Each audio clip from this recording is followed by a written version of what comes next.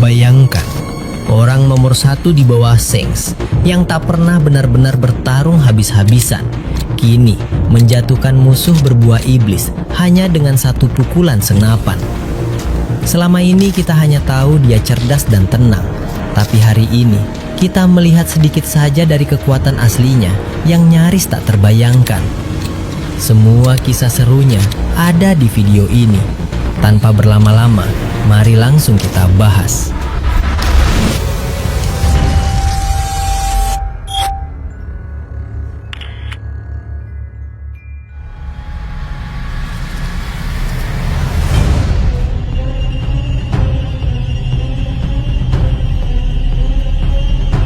Melanjutkan pembahasan sebelumnya, mata Luffy perlahan terbuka. Kelopak matanya terasa berat, seolah tertimpa beban ribuan ton. Seolah ada tangan tak kasat mata yang menahan kelopak itu agar tak melihat kenyataan pahit di hadapannya. Namun dia memaksanya tetap terbuka, mengerahkan sisa-sisa kesadarannya yang masih tersisa. Dan saat pandangannya mulai jernih perlahan, hatinya langsung mencelos ke dasar bumi, seolah ditarik jatuh ke dalam jurang terdalam tanpa dasar. Tak jauh di hadapannya, di tengah hutan dunia matahari yang memancarkan cahaya keemasan yang menyilaukan sekaligus mengerikan, Elbaf, tanah para raksasa yang menjadi saksi bisu sejarah ribuan tahun. Gaban sedang bertarung mati-matian melawan Im Sama. Setiap gerakan mereka menggetarkan tanah yang kokoh, setiap benturan senjata memecah langit yang luas, dan setiap hembusan napas mereka membawa aroma kematian yang nyata dan mencekam. Angin yang berhembus di antara pepohonan raksasa pun terasa berat, seolah ikut merasakan betapa dahsyatnya pertarungan yang sedang berlangsung di sana. Luffy tahu betul, tidak peduli seberapa hebat Gaban bertarung, seberapa keras dia melindungi dirinya maupun orang lain, seberapa tajam pedang yang dia genggam, dia tidak akan sanggup menahan amarah sosok yang menguasai seluruh dunia ini sendirian. Sosok yang berdiri di puncak kekuasaan tertinggi, yang melihat ribuan tahun sejarah berlalu di hadapannya, yang mengatur segala takdir sesuai kehendaknya sendiri. Luffy ingin berteriak sekuat tenaga, ingin melompat bangkit walau kaki gemetar, ingin langsung berlari membantu sahabat yang rela mengorbankan nyawanya demi dia. Namun pedang Void yang berkilau dengan cahaya purba dan pedang Dewa Laut yang menyala dengan energi samudra yang tak terbatas mengancap kuat di dadanya, mengunci pergerakannya sepenuhnya. Tenaganya belum pulih sepenuhnya, tubuhnya masih terasa lemas tak berdaya, seolah tertahan di dalam sangkar yang tak terlihat, seolah setiap detik yang berlalu adalah siksaan yang tak terlukiskan. Rasa tak berdaya itu menghimpit dadanya, lebih sakit daripada luka yang ditimbulkan oleh kedua pedang itu sendiri. Namun di tengah keputusasaan yang melanda, sesuatu yang aneh dan luar biasa terjadi. Mata kirinya melihat dunia seperti biasa, melihat debu yang beterbangan terbawa angin, melihat gerakan cepat kedua petarung itu yang nyaris tak terlihat oleh mata biasa, melihat keringat yang menetes di dahi Gaban, melihat raut wajah tegas namun lelah yang tak pernah menunjukkan tanda menyerah. Namun mata kanannya kembali menampakkan penglihatan dimensi lain, sebuah pemandangan yang tak bisa dijelaskan dengan kata-kata, sebuah realitas yang tumpang tindih dengan dunia nyata, di mana bayangan masa lalu, masa kini, dan masa depan seolah menyatu menjadi satu. Ini bukan sekedar halusinasi, bukan sekedar efek dari luka yang dideritanya, bukan pula sekedar hayalan yang muncul karena kelelahan ekstrim. Ini adalah sebuah tanda nyata bahwa kekuatan baru yang belum pernah diketahui siapapun, bahkan mungkin belum pernah terbayangkan oleh siapapun, mulai bangkit perlahan di dalam dirinya. Fokusnya kini terbagi ke dua dunia sekaligus, seolah takbir sendiri sedang membuka jalan yang belum pernah dilalui oleh siapapun sebelumnya. Sebuah jalan yang penuh misteri, namun juga penuh harapan yang tak terduga. Mari kita tarik pandangan kita kembali ke awal pertarungan yang sudah memanas sejak lama di sini. Sebelumnya Gaban hampir kehilangan nyawa terkena serangan gabungan Im Sama yang memadukan api mistis dan api hitam Omen yang memusnahkan segala sesuatu yang disentuhnya, menyisakan kegelapan yang tak berujung.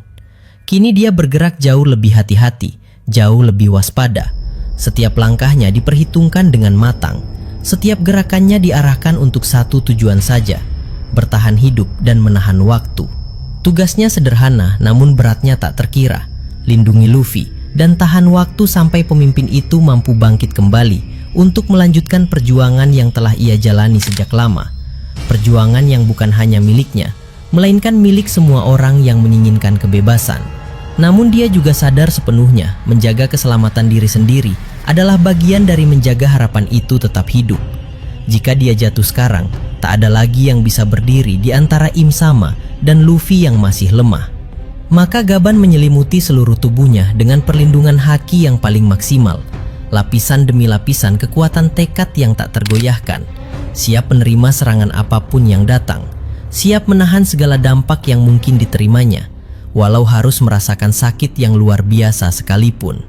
Melihat kesungguhan dan keteguhan hati Gaban yang tak tergoyahkan, Im Sama berbicara dengan nada yang penuh kebencian, sekaligus rasa muak yang mendalam. Suaranya terdengar berat, seolah berasal dari ribuan tahun silam. Dari zaman ke zaman, dari generasi ke generasi, selalu saja ada orang sepertimu. Orang luar yang tak memiliki ikatan darah dengan para penyandang takdir, namun rela mempertaruhkan nyawa, rela mengorbankan segalanya hanya untuk melindungi mereka. Kalian semua hanyalah gangguan yang paling menyebalkan, penghalang yang tak pernah habis-habisnya bagi rencana yang telah kususun selama ribuan tahun ini. Mengapa kalian tak pernah mau mengerti bahwa segala sesuatu sudah diatur seharusnya? Gaban tersenyum tipis, senyum yang penuh keyakinan yang tak bisa digoyahkan oleh ancaman apapun. Senyum yang menunjukkan bahwa dia tahu apa yang dia perjuangkan. Benar sekali apa yang kau katakan. Roger dulu juga tidak pernah berjuang sendirian.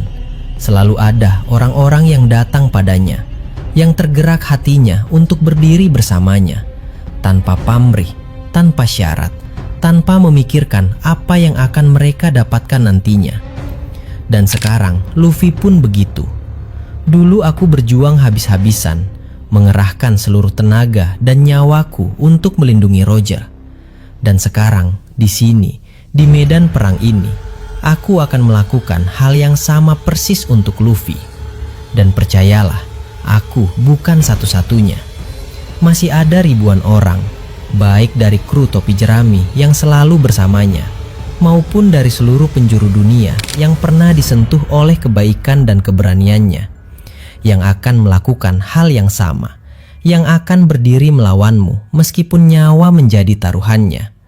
Kami tidak akan membiarkanmu mengambil alih semuanya. Im Sama semakin geram mendengar jawaban itu. Amarahnya mulai meluap menembus batas kesabaran yang ia jaga selama ini. Energi yang dipancarkannya membuat udara di sekitarnya terasa bergetar hebat. Semua pengganggu yang menghalangi jalanku akan kusingkirkan tanpa sisa. Sebagian akan kubinasakan sampai tak ada jejaknya lagi di dunia ini. Sebagian lagi akan kumanfaatkan sesuai dengan keperluan pemerintah dunia untuk menjaga keteraturan yang telah kubangun selama ribuan tahun. Keteraturan yang kalian coba rusak dengan kesia-siaan kalian. Jangan terlalu percaya diri dengan rencanamu itu, balas Gaban tegas. Suaranya bergema di antara pepohonan raksasa Elbaf, tak kalah kuat dengan suara Im Sama. Hasil pertarungan yang sedang berlangsung di sini saat ini, dan hasil perang besar yang akan melanda seluruh dunia nanti, tidak akan berjalan sesuai dengan apa yang kau rencanakan. Tidak akan berakhir sesuai dengan apa yang kau harapkan. Karena di sini, yang berperang bukan hanya kekuatan semata, melainkan tekad ribuan orang yang tak akan pernah menyerah, harapan yang tak akan pernah padam, dan kebebasan yang lebih berharga daripada nyawa itu sendiri. Kata-kata itu seolah menjadi pemicu yang meledakkan kemarahan Im Sama yang sudah tertahan lama. Tanpa peringatan lebih lanjut, dia mengayunkan kapak kuno peninggalan masa lalu yang memancarkan kekuatan supranatural yang tak masuk akal.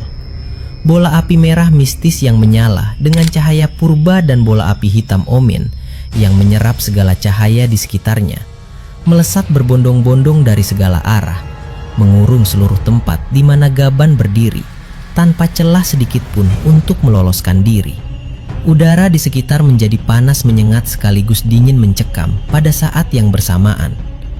Mari kita lihat seberapa cepat kau bisa menghindarinya.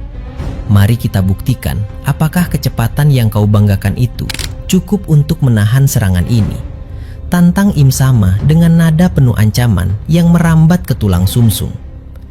Gaban yang sudah dipacu adrenalin pertarungan yang memuncak hanya tersenyum menantang. Matanya berkilat dengan semangat yang tak pernah padam. Lepaskan saja semuanya. Lepaskan seluruh kekuatan yang kau miliki. Kita lihat nanti siapa yang akan tetap berdiri tegak di akhir pertarungan ini. Kita lihat apakah kekuatanmu mampu mengalahkan tekad kami. Sementara itu di tempat di mana Luffy masih tertahan oleh dua pedang yang menancap di dadanya. Pemandangan mengerikan itu semakin membuat hatinya gelisah tak terkira.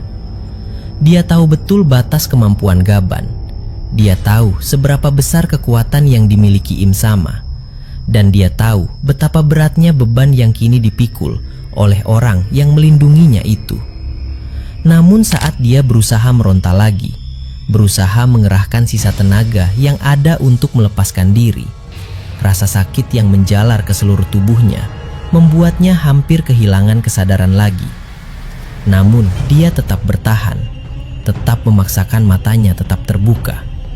Dan saat itulah pandangan mata kanannya kembali berubah drastis, membagi kesadarannya ke dua dunia sekaligus, membiarkannya melihat apa yang tak bisa dilihat oleh orang lain. Ini bukan sekadar halusinasi akibat luka yang dideritanya. Ini adalah awal dari sesuatu yang jauh lebih besar dari yang pernah dibayangkan siapapun. Sebuah perubahan yang akan mengubah arah seluruh sejarah dunia selamanya. Tak jauh dari pertarungan dahsyat itu, pertarungan Zoro melawan Sommers pun memasuki babak baru yang tak kalah mengagumkan dan menegangkan. Sommers mulai melepaskan kekuatan asli yang tersimpan di dalam pedang Gram, salah satu senjata peninggalan 19 raja pendiri pemerintah dunia yang dipinjamkan langsung oleh Im Sama kepadanya. Pedang itu memiliki kemampuan luar biasa, mampu menghasilkan tebasan yang menghancurkan apa saja yang dilewatinya tanpa membutuhkan banyak tenaga atau haki dari penggunanya.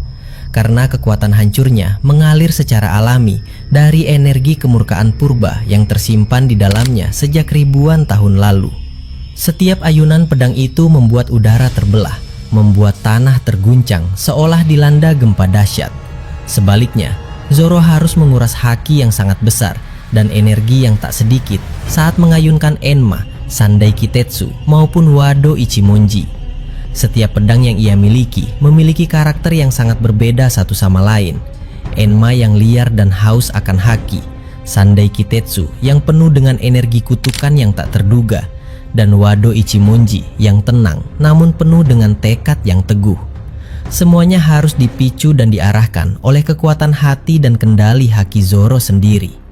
Meski begitu, setiap benturan pedang yang saling beradu membuat tanah di sekitar mereka hancur lebur, membelah daratan dan mengubah pemandangan di sekitarnya seolah sedang dilanda perang puluhan raksasa sekaligus. Orang yang melihat dari kejauhan tak percaya bahwa dua manusia biasa mampu menciptakan kehancuran sebesar itu. Namun tiba-tiba, sesuatu yang tak terduga dan tak terbayangkan terjadi di tengah pertarungan itu.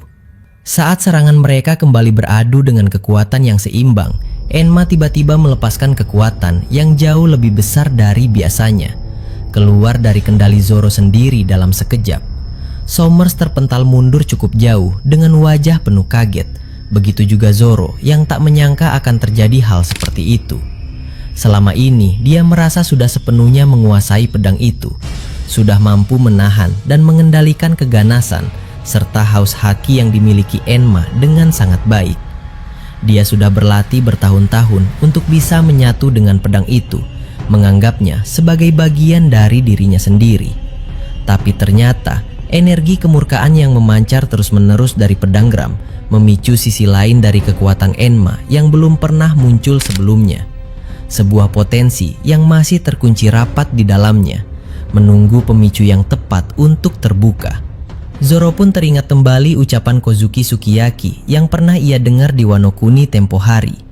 Oden memang sudah menguasai Enma dengan sangat baik dan menggunakannya dengan penuh kebanggaan.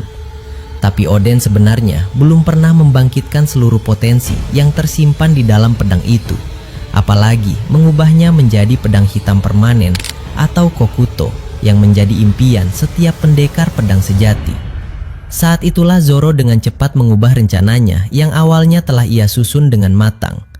Awalnya dia ingin menggunakan aura ketenangan yang dimiliki Wado Ichimonji untuk menetralkan energi kemurkaan yang dipancarkan oleh pedang geram milik Somers. Namun setelah melihat reaksi yang ditunjukkan oleh Enma barusan, dia sadar ada cara yang jauh lebih baik dan lebih cepat untuk membangkitkan kekuatan pedang itu. Dengan terus beradu serangan menggunakan Enma secara langsung, pedang itu akan menyerap energi kemurkaan dari pedang geram dengan sendirinya secara alami, tanpa perlu dia paksa atau susah payah mengaturnya. Dan hal ini sekaligus menjadi langkah yang sangat tepat untuk membuat Enma semakin mendekati status sebagai Kokuto atau pedang hitam permanen. Kalau sebelumnya Zoro menduga potensi yang sudah terbangkitkan dari Enma baru sekitar 70%, sekarang dia bertekad sekuat tenaga untuk mendorongnya mencapai angka 80 hingga 90% dalam pertarungan ini saja. Sebuah langkah besar yang akan membawanya semakin dekat untuk memiliki pedang hitam miliknya sendiri. Sebuah bukti nyata dari kemajuan yang telah ia capai selama bertahun-tahun berlatih. Sebuah bukti bahwa dia layak menjadi pendekar nomor 1 di dunia.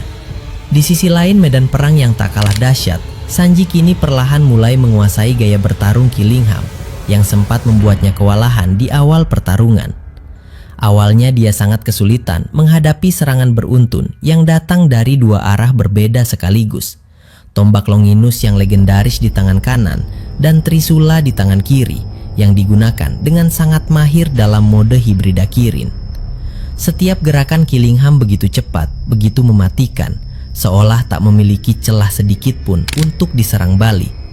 Namun seiring berjalannya waktu, Sanji sudah bisa membaca setiap pola dan gerakan yang dilakukan oleh Killingham, bahkan sempat menendang dengan tepat hingga Trisula yang dipegangnya terlempar jauh dari genggamannya. Namun di luar dugaan Sanji, Killingham tidak berusaha mengambil kembali Trisula yang terlempar itu. Dia justru memegang erat tombak Longinus sendirian dengan kedua tangannya, bersiap membuka rahasia kekuatan tersembunyi yang belum pernah ia tunjukkan sebelumnya dari senjata legendaris yang juga merupakan salah satu peninggalan para pendiri pemerintah dunia itu. Kini dia akan menunjukkan mengapa senjata itu begitu dihormati dan disimpan dengan sangat ketat selama ribuan tahun. Kita kini berpindah ke tempat yang tak kalah hebat dan menegangkan. Pertarungan Dragon melawan klon magma ciptaan Akainu yang tampak tak terkalahkan. Akainu telah menciptakan makhluk-makhluk magma yang memiliki kekuatan setara dengan dirinya sendiri, yang bisa pulih kembali seketika setelah dihancurkan, seolah tak ada yang bisa menghentikan pergerakan mereka. Tubuh mereka terbuat dari magma yang membara. Panasnya mampu melelehkan apa saja yang menyentuhnya. Namun dengan kemampuan yang dimilikinya, Dragon menciptakan pedang angin yang sangat kuat, sekaligus sangat fleksibel yang bisa ia bentuk dan kendalikan sesuka hati. Setiap tebasan yang dilancarkannya mampu membelah angin dan memusnahkan para klon magma itu. Namun mereka selalu bisa bangkit kembali dalam sekejap mata, seolah tak memiliki batas ketahanan. Sampai akhirnya Dragon menyadari satu hal penting. Kekuatan dan kemampuan memulihkan diri para klon magma itu sepenuhnya bergantung pada kendali jarak jauh yang dilakukan oleh Akainu yang berdiri agak jauh di sana dengan fokus yang sangat dalam. Jika dia terus meladeni serangan para klon itu saja, hal itu hanya akan membuang-buang tenaga sia-sia tanpa hasil yang berarti. Dia harus langsung menargetkan Akainu yang asli, sumber dari segala kekacauan ini. Tanpa berpikir panjang lagi, Dragon memanjangkan pedang angin yang ia gunakan hingga mencapai posisi tempat Akainu berdiri dalam waktu yang sangat singkat. Teknik ini mirip dengan apa yang pernah dilakukan Im Sama saat memanjangkan kapaknya menggunakan api hitam Omen, atau mirip dengan kemampuan Law yang bisa memanjangkan pedangnya menggunakan kekuatan buah iblis OP-OP. Namun teknik yang dimiliki Dragon ini jauh lebih fleksibel daripada keduanya. Saat Akainu mencoba bergerak atau menghindar ke arah mana saja, Dragon bisa dengan mudah membelokkan serangan pedang angin itu untuk terus mengejar musuhnya tanpa kesulitan sedikit pun. Akhirnya Akainu terpaksa harus menahan serangan itu dengan seluruh kekuatannya. Dan saat itulah terjadi perubahan besar. Begitu Akainu fokus menahan serangan Dragon, kendalinya terhadap para klon magma yang ia ciptakan langsung menjadi buyar seketika. Para klon itu diam tak bergerak sama sekali, seolah menjadi patung. Dan Dragon tak menyia-nyiakan kesempatan emas itu. Dia memancarkan serangan angin yang sangat dahsyat, bersamaan dengan gelombang haki yang kuat dari dalam tubuhnya. Serangan itu mengenai para klon magma dengan telak dan membuat mereka seketika lenyap tak berbekas. Tak bisa kembali lagi seperti sebelumnya karena sumber kendali mereka sedang sibuk menahan serangan Dragon. Di tempat lain yang tak kalah penting, Belobeti yang sudah terluka parah dan kelelahan akibat bertarung melawan banyak musuh sebelumnya, kini harus berhadapan langsung dengan Laksamana Momonga yang masih dalam kondisi sangat prima dan siap bertarung. Untungnya, Ahiru segera datang memberikan bantuan tepat waktu untuk menyeimbangkan keadaan. Belobeti mengandalkan keahlian mumpuni dari teknik Rokushiki yang dikuasainya, serta kekuatan fisik dan kemampuan khusus manusia ikan yang dimilikinya untuk bertarung dari jarak dekat. Sementara Ahiru bertugas memberikan dukungan dari jarak jauh dengan melancarkan tembakan-tembakan yang sangat akurat menggunakan lengan sibernetika yang ia miliki. Kerjasama mereka yang sudah terjalin dan terlatih selama bertahun-tahun sebagai komandan dan wakil komandan pasukan revolusi membuat Momonga tampak cukup kewalahan menghadapi serangan yang datang secara bergantian dari dekat maupun jauh dengan koordinasi yang sangat sempurna. Meski Momonga adalah seorang laksamana yang berpengalaman, dia tak pernah menghadapi kerjasama yang begitu rapi dan terpadu seperti ini sebelumnya. Kita beralih ke Pulau Kamabaka yang menjadi salah satu titik pertempuran yang sangat sengit. Di sana, Sabo berdiri dengan tenang dan wajah yang tak menunjukkan rasa gentar sedikit pun di tengah kepungan musuh yang jumlahnya berkali-kali lipat lebih banyak daripada pasukan revolusi yang bersamanya. Jack yang berada dalam wujud hibrida hasil kekuatan buah iblis Doan Mammoth sedang meledak-ledak karena amarah setelah sebelumnya sempat dilempar dengan keras oleh Sabo menggunakan teknik cakar naga. Dia melancarkan serangan demi serangan dengan kekuatan yang tak main-main. Namun Sabo dengan sangat mudah menangkis setiap tebasan yang datang, bahkan mampu membanting dan melempar Jack berulang kali, seolah tak memiliki beban yang berarti. Saat Jack mulai terdesak dan sulit menandingi gerakan Sabo, bajak laut Rocky yang sebelumnya sempat dikalahkan, namun belum menyerah dan masih mampu bertarung kembali, menyusup dan melancarkan serangan secara mendadak dari arah belakang. Namun Sabo memiliki kemampuan pengamatan yang sangat tajam dan refleks yang luar biasa cepat, sehingga dia bisa menghindari serangan curang itu dengan sangat lincah tanpa terluka sedikit pun. Bagi orang biasa, dikepung oleh musuh yang jumlahnya begitu banyak, pasti akan merasa takut dan tertekan. Tapi bagi Sabo, hal itu sama sekali tidak berarti.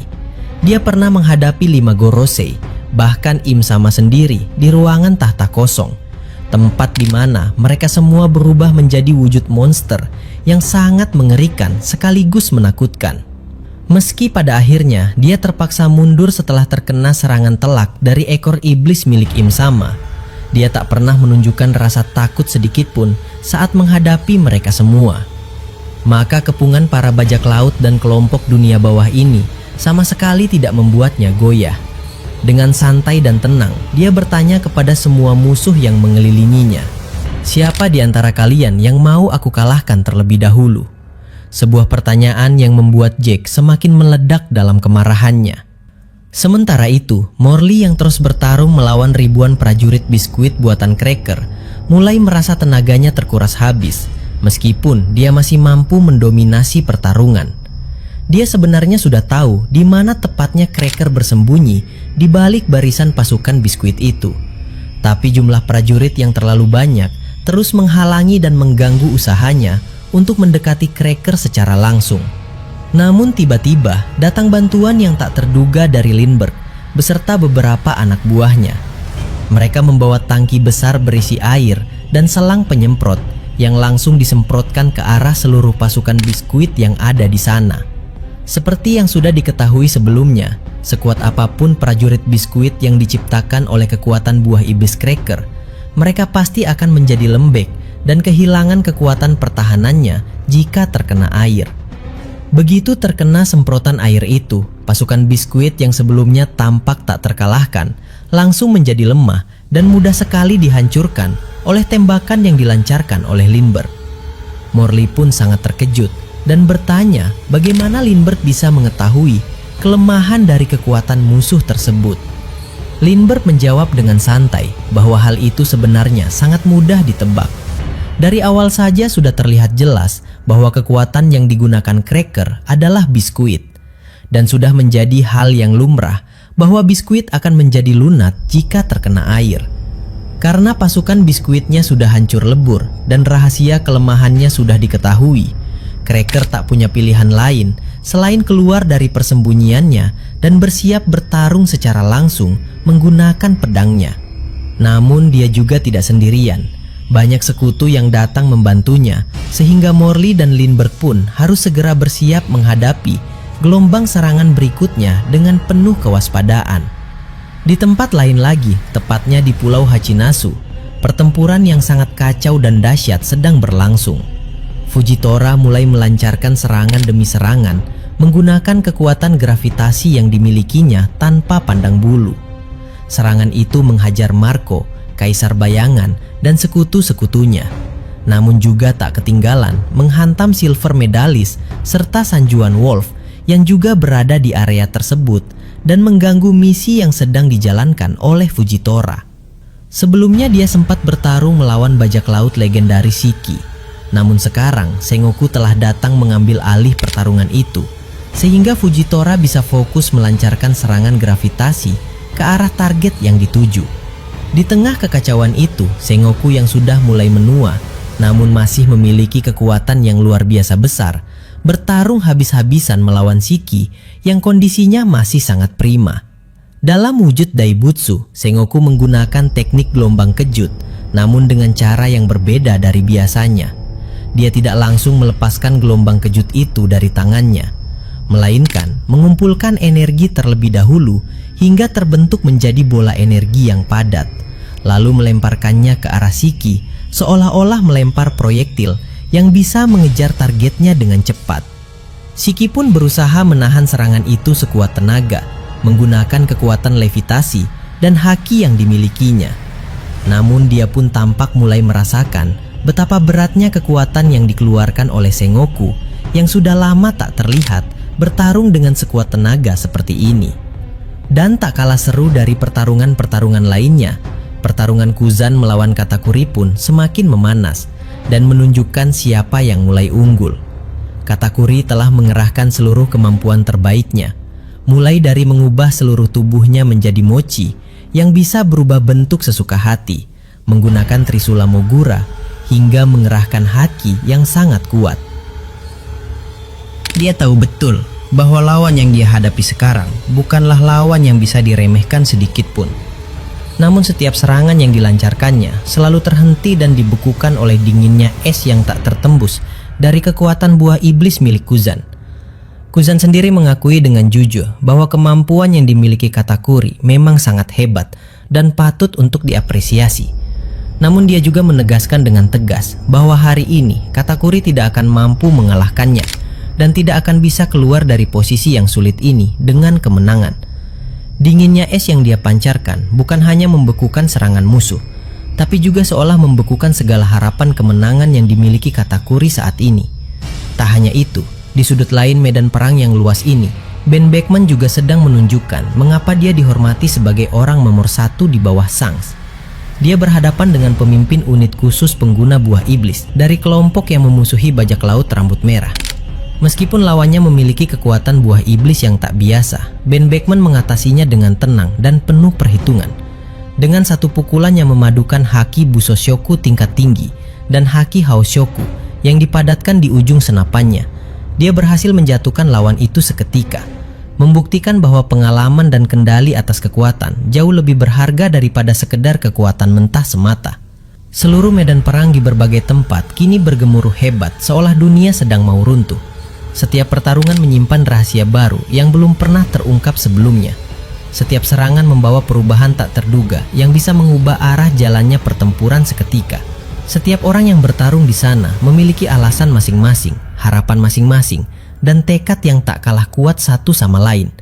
Dan di tengah semua kekacauan, ketegangan, serta pertumpahan darah yang terjadi di mana-mana, perubahan terbesar dan paling menentukan arah sejarah baru saja dimulai dari sepasang mata milik Luffy yang perlahan melihat dunia dengan cara yang tak pernah dibayangkan oleh siapapun di dunia ini.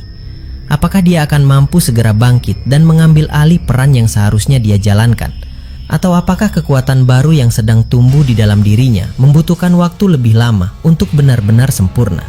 Semua pertanyaan itu hanya akan terjawab saat pertarungan besar ini mencapai puncaknya. Saat takdir akhirnya memutuskan siapa yang akan berdiri tegak dan siapa yang harus tumbang tertimpa sejarah.